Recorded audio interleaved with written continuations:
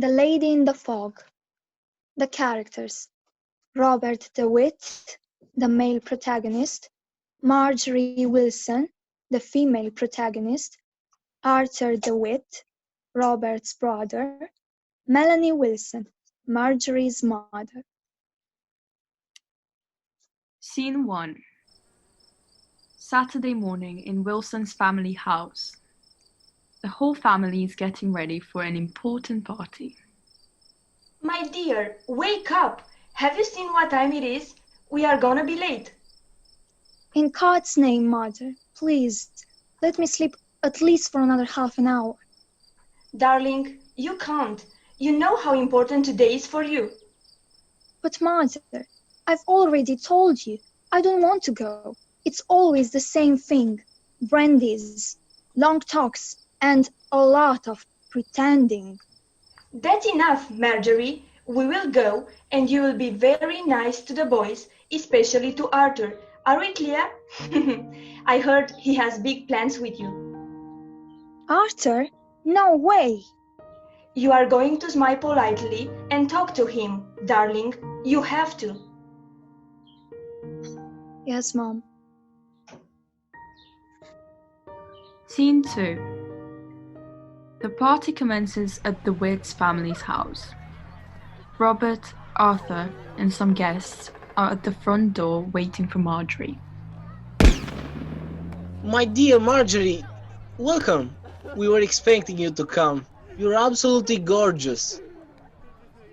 As soon as they enter the house, some other friends come to greet Marjorie. Standing by the window, Robert appears to be smiling sardonically. Marjorie catches sight of him and starts approaching. So, everyone is thrilled that I am here, and you are the only one who seems careless. Marjorie Wilson, as nice as always. You've noticed my absence as far as I can see. I am thrilled. He kisses her hand. Robert DeWitt, as full of himself as always.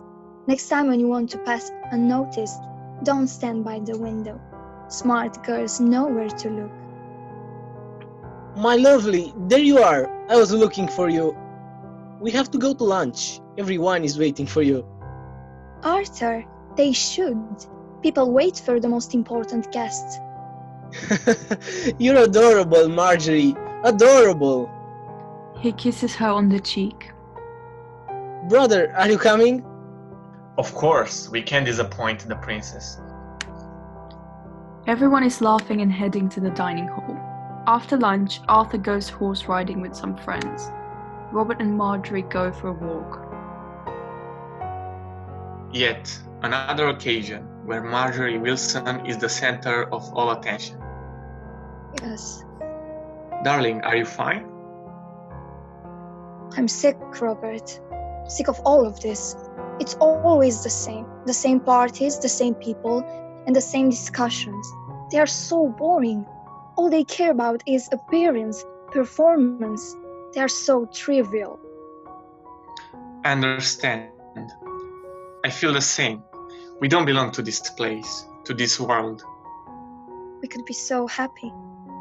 Do you know whether our parents want me to marry Arthur? What? My brother? Yes. It's going to be a big wedding. You can't do this. Why? You know, I've been thinking. My mother is right. Arthur adores me. He has a good social position. As she said, you couldn't find a better one. Marjorie, please, don't do this. Do not marry my brother. Why, Robert? Because I love you, Marjorie. I always did. Oh, Robert. And what do you think? That we could be happy together? That we are going to wander the world, get lost, change our names and become farmers? Yes, we could do this. We should decide for ourselves. Don't be pathetic. And besides, how can you be so sure about my feelings for you? Oh, Robert, you're such a kid. What do you mean? Now, be a good man and let me go. Robert lets her go and remains transfixed there for some time. trying to admit what has happened.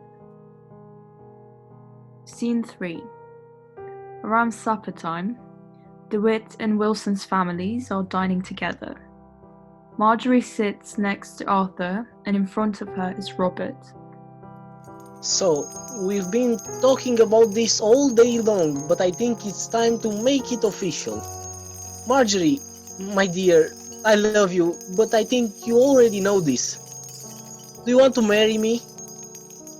Marjorie looks for a second at Robert, and he begs her with his eyes to answer no. Yes, Arthur. I would like to be your wife. My love, you made me the happiest man in the world. I don't want to wait anymore. Would you like to organize the wedding next week? Sure, darling.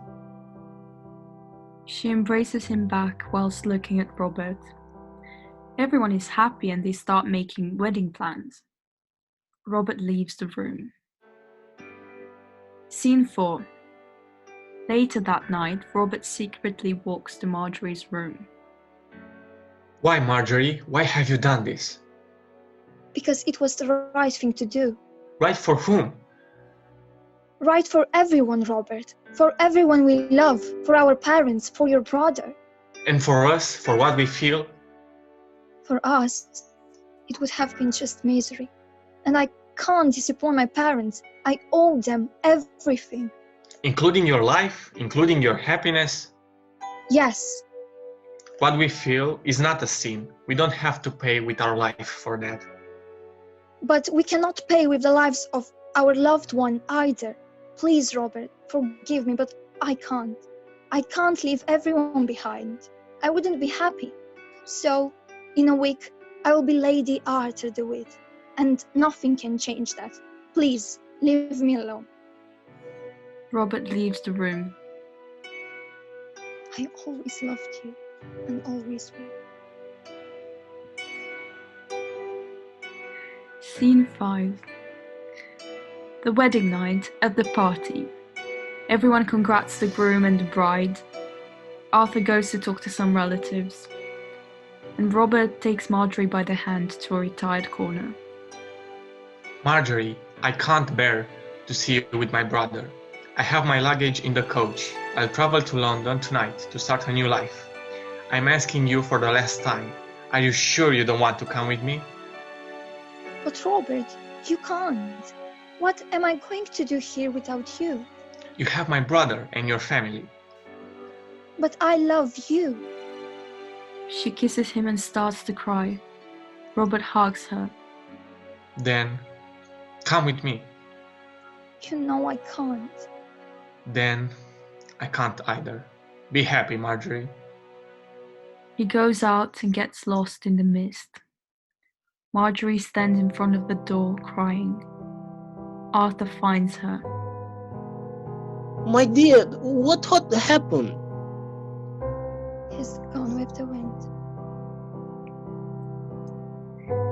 It is said that on every misty night, at the front door of that old house, you can see a lady in white with chains of regrets on her body, waiting for her love to return.